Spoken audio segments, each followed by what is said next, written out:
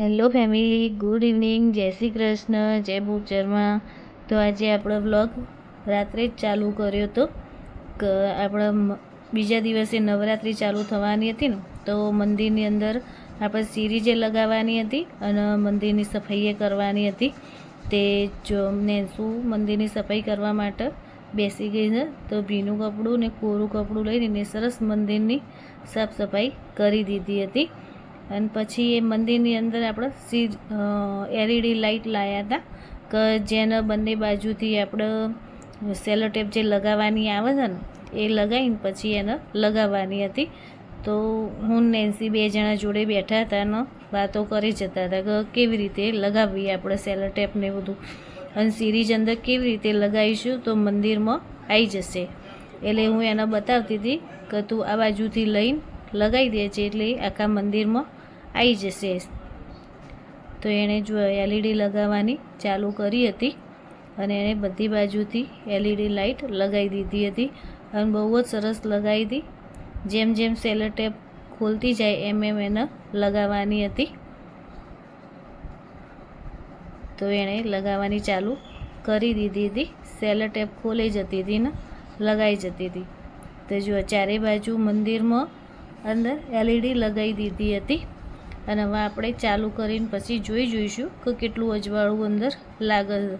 તો જો મંદિરમાં કેટલું બધું અજવાળું થઈ ગયું છે. સરસ ફોટોય ચોખ્ખો દેખાય છે માતાજીનો. અને નવરાત્રિ ચાલુ થતી હતી એટલે અને અચાનક જ અમારા હાથમાં એલઈડી આવી ગઈ હતી. બજારમાં ગયા હતા તે વળી મળી ગઈ અમને અને સરસ જો મંદિરમાં લગાવી દીધી હતી. અને આ સવારનું નહીં, સાંજનું જ વાતાવરણ બીજા દિવસે નવરાત્રિના દિવસનું પહેલા દિવસનું તો એ દિવસે સવારે પણ એટલો બધો પવન હતો અને સાંજે પણ બહુ જ પવન હતો. તો જો અમે જે પ્લાસ્ટિક લગાવેલું હતું ને એ કેટલું ઉડે છે તમને દેખાતું જ હશે વિડીયોમાં. ખરેખર એટલું બધું ભયંકર વાવાઝોડું આવ્યું હતું ને, બાથરૂમમાં તો બધો સામાન નીચે very. Hello family, good afternoon, જય શ્રી કૃષ્ણ, જય બહુચરમાં. કેમ છો? આઈ હોપ તમે બધા જ મજામાં છો. અમે પણ મજામાં છીએ. અને મારા પ્રભુના ચરણોમાં પ્રાર્થના છે કે તમે ને તમારો પરિવાર સ્વસ્થ હોય, સુખી હોય ને સુરક્ષિત હોય. અને આજે થઈ ગયો છે ગુરુવાર. તો જો આપણે પીળા કપડાં પહેરી દીધા છે આજે. અને આજે પહેલું નહોતું. તો આજે અમે સવારથી જ બહાર ગયા હતા. તો ઘેર રસોઈ બનાવી નહીં અને હજુ હાલ જ આવ્યા છીએ. બહાર જમીને જ આવ્યા હતા. નેન્સીને જમવાનું નહોતું, મારે નેન્સીન પપ્પાને બેન જમવાનું હતું. અમે જમીને આવ્યા છીએ. અને થઈ ગયા છે બપોરના 24. અને નેન્સી અમારે છે તરબૂચ. અમે તરબૂચ ને દ્રાક્ષ બે લઈને આવ્યા હતા બહારથી. તો જો નેન્સી તરબૂચ તમારી મૂકશે અને પછી એમાં થોડું ઠંડુ થશે ને એટલે ખાશે. નેન્સુ, જય શ્રી કૃષ્ણ, ગુડ આફ્ટરનૂન. જય Shri Krishna, good morning. Good morning. તો અમે આવી ગયા છીએ અને હજુ ઘણું બધું કામ બાકી જ છે. તો પહેલાં બધું કામકાજ પતાવી દઈએ અને પછી આપણે વિડીયો કન્ટિન્યુ કરીશું. તો અત્યારે બપોરના ટાઈમે હું બધા જ ઝાડ પાનને પાણી પીવડાવતી હતી કે મારી મનીવેલ હમણાંથી સુકાઈ ગઈ છે બહુ જ. રોજે પાણી તો પીવડાવું છું પણ તો એ ખબર નહીં કેમ સુકાઈ ગઈ છે. એટલે અત્યારે બહુ ઉનાળાની શરૂઆત થઈ ગઈ છે એટલે દિવસમાં એક વખત તો હું બધા છોડોમાં પાણી તો રેડી જ દઉં છું. અને જુઓ વાતાવરણ કેટલું ભયંકર તોફાન આવ્યું છે. તમને દેખાતું જ હશે વિડીયોમાં કે મેં જે પાછળની બારીમાંથી આ શૂટ કર્યું હતું કે એટલું બધું વાવાઝોડું આવ્યું હતું ને આખા ઘરમાં તો રેત થઈ ગઈ હતી. અને આપણને બીક લાગી જાય એવું વાતાવરણ ઊભું કરી દીધું હતું.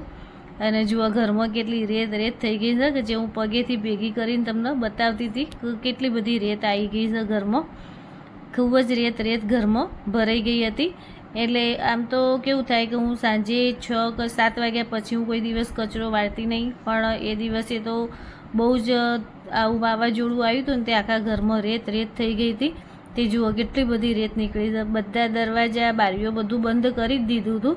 નહીં તો જો ખુલ્લી રાખીને તો ધડમધડી થતા હતા બધા દરવાજા.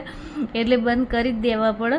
બંધ કરી દીધા હતા ને તોય કેટલી રેત આવી હતી જુઓ. તો નેન્સી મને હજુ બતાવતી હતી કે મમ્મી જો હજુ ફ્રીજ આગળ થોડું પગમાં મને રેત જેવું લાગે છે. તો ફરીથી મેં ત્યાં વાળી દીધું.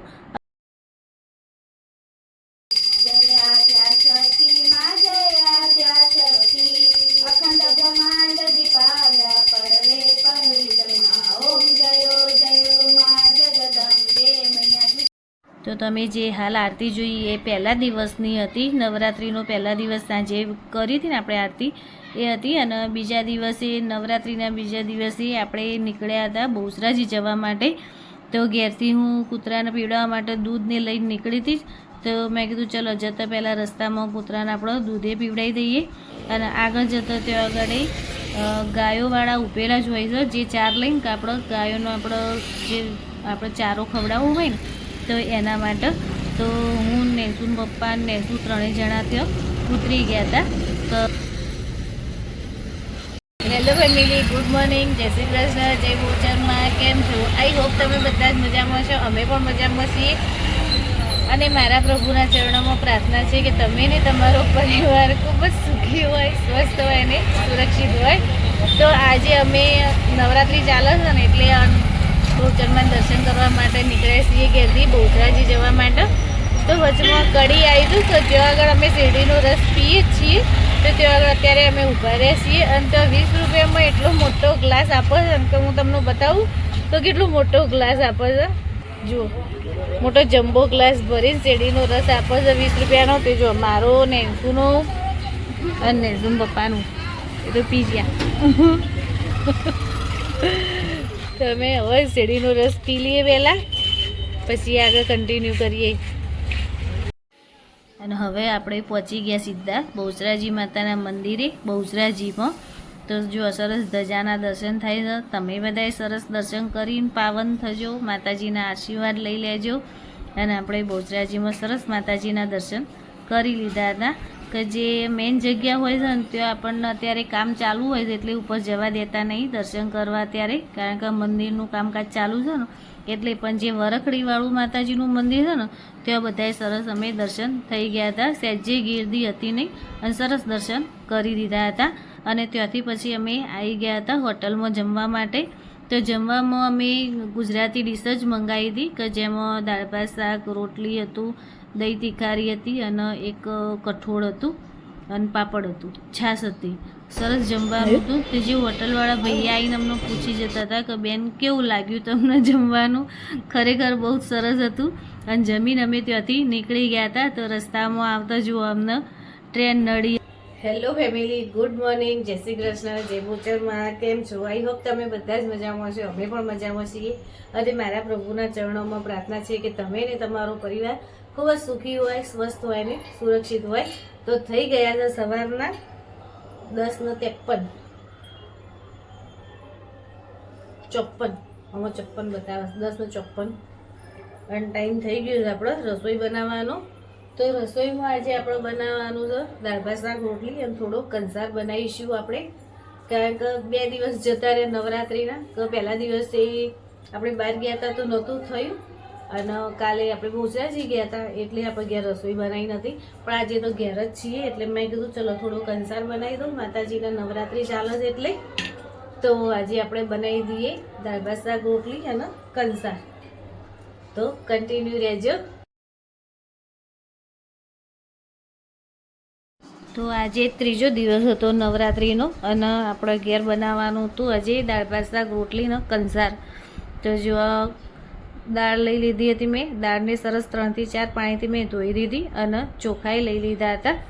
કે ચોખામાં તો કેવું માપ હોય, આપણે ઘરમાં 2 વ્યક્તિ હોય તો 2 મુઠ્ઠી લેવાના, 3 વ્યક્તિ હોય તો 3 મુઠ્ઠી લેવા. અને જો તમારે થોડો વધારે ભાત લેવો હોય તો થોડું વધારે લઈ લેવાનું. નહીં તો વ્યક્તિ દીઠ તમે 1 મુઠ્ઠી લો તો એટલો બધાને ઇનફ થઈ જાય છે.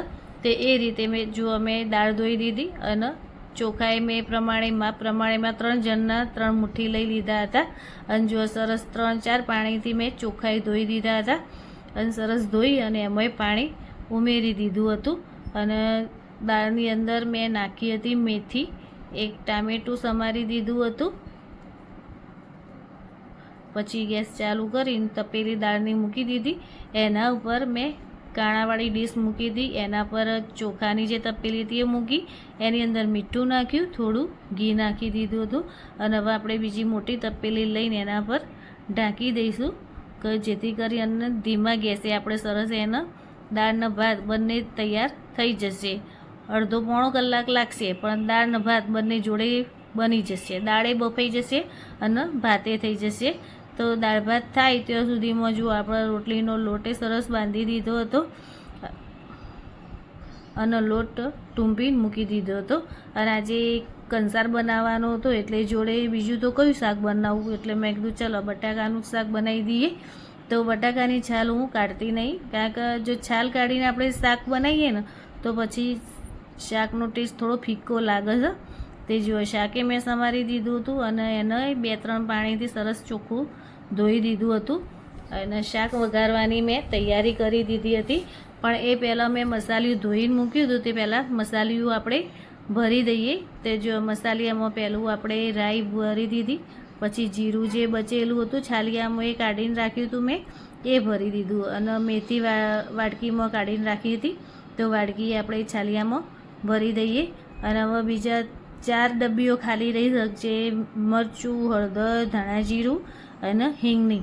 તો આપણે હવે વારા ફરતી બધામાં ભરી દઈએ.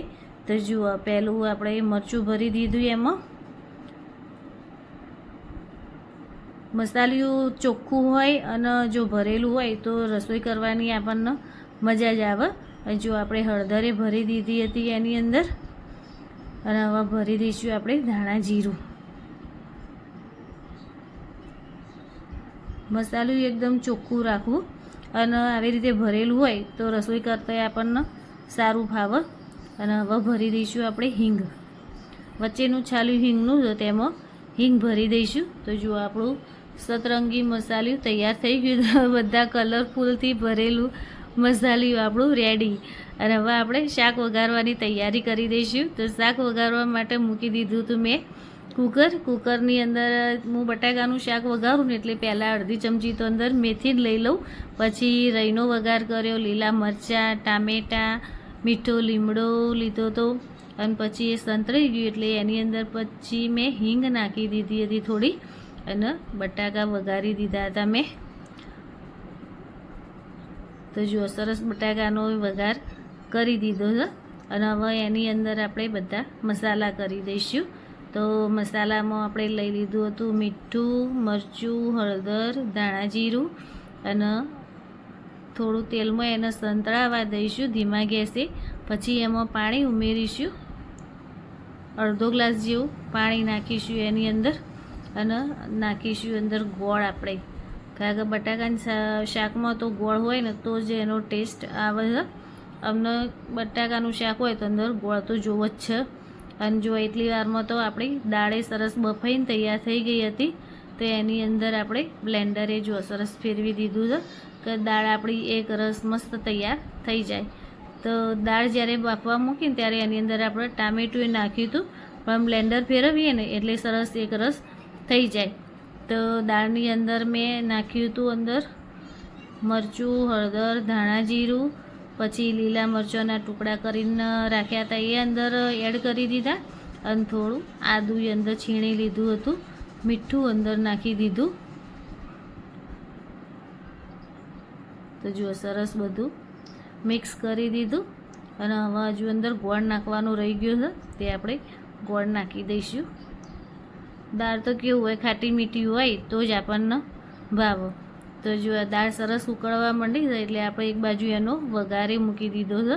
તો વઘારમાં આપણે મેથી લઈ લીધી અને રાઈ લઈ લીધી. હું એમાં જીરું નાખતી નથી, એટલે રાઈ ફૂટી ગઈ એટલે અંદર આપણે એની અંદર હિંગ નાખી દીધી અને દાળનો મસ્ત વઘારે કરી દીધો. જુઓ છમકારો બોલાવી દીધો વઘારનો. હવે દાળને 5 મિનિટ જેવું ઉકળવા દઈશું આપણે. તો દાળ સરસ જુઓ ઉકળી ગઈ છે ને, તો હવે આપણે એને ગેસ ઉપરથી ઉતારી દઈશું. તો આ હવે બનાવવાનો તો આપણે કંસાર. તો કંસાર બનાવવા માટે મેં એક તપેલીમાં અડધા ઉપર ગ્લાસ જેટલું પાણી લીધું હતું, એમાં 3 થી 4 ડોકલી ભરીને મેં તેલ લીધું હતું, અને ગોળ લીધો હતો કે જેટલું આપણે ગળ્યું ખાતા હોય. તો જો આપણી દાળ ઉકળી ગઈ હતી ને તો એને એક બાજુ સાઈડમાં મૂકી દીધી હતી અને ગેસ ખાલી કરી દીધો, એટલે આપણને ગેસ ઉપર બીજું કંઈ કામ હોય તો કરતો ફાવે. અને દાળ ને ભાત બંને ઉપરા ઉપરી મૂકી દીધા હતા, એટલે ભાતે ઉપર ગરમનો ગરમ રહેશે કે જ્યારે આપણે જમવા બેસીશું ત્યાં સુધી. અને જો શાકે મસ્ત તૈયાર થઈ ગયું છે, એમાં કોથમીરે નાખી દીધી હતી, અને એક બાજુ કંસારનું આધણે આવી ગયું હતું. તો જો આપણે એની અંદર ભૈડાણે ઉમેરી દીધું, અને હવે વેલણથી બરાબર મિક્સ કરી દઈશું. તો જો આપણો કંસાર મસ્ત બની જશે. હવે તો જોઈતા પ્રમાણમાં આપણે એની અંદર ભૈડણ નાખી દીધું અને હવે ધીમો ગેસ રાખીને એના પર તવી મૂકી અને તવીની ઉપર આપણે જે કંસારની તપેલી હતી એ મૂકી દીધી. હવે એને ધીમા તાપે આપણે સીજવા દઈશું. તો જુઓ આપણો કંસાર હવે તમે જોજો હું વેલણથી મિક્સ કરી દઈશ તો સરસ આપણો કંસાર એકદમ છૂટો છૂટો લાપસી કંસાર તૈયાર થઈ જશે. તો જુઓ આપણો કંસાર કેટલો મસ્ત બન્યો છે, જોઈને જ ખાવાનું મન થઈ જાય. તો આજે ભગવાનને થાળ ધરાવવાનો હતો કે જે મેં રોટલી કરવા હું બેઠી એટલે એ રોટલી થઈ એટલે નેન્સુ ભગવાનને થાળ ધરાવવા ગઈ હતી અને સરસ ભગવાનને જમાડી અને પછી અમે પણ બધા જમવા માટે બેસી ગયા હતા. તો જુઓ અમારી થાળીમાં કમ્પ્લેટ દાળ ભાત શાક રોટલી કંસાર ને પાપડ સરસ ડીશ ફૂલ તૈયાર કરી દીધી છે. ઘર જેવો કહેવાય ટેસ્ટ મળે નહીં આપણને. તો હવે બનાવીશું ચીકુનું જ્યુસ. તો આ સાથે મારો વિડીયો હું અહીંયા જ પૂરો કરું છું. તો મારા વિડીયો તમને સહેજ પણ ગમ્યો હોય તો મારા વિડીયોને લાઈક કરવાનું ના ભૂલતા અને હાઈપ કરી પોઈન્ટ પણ આપી દેજો. તો મળીએ કોઈ નવા વિડીયોમાં. ત્યાં સુધી જય શ્રી કૃષ્ણ, જય બહુચરમાં.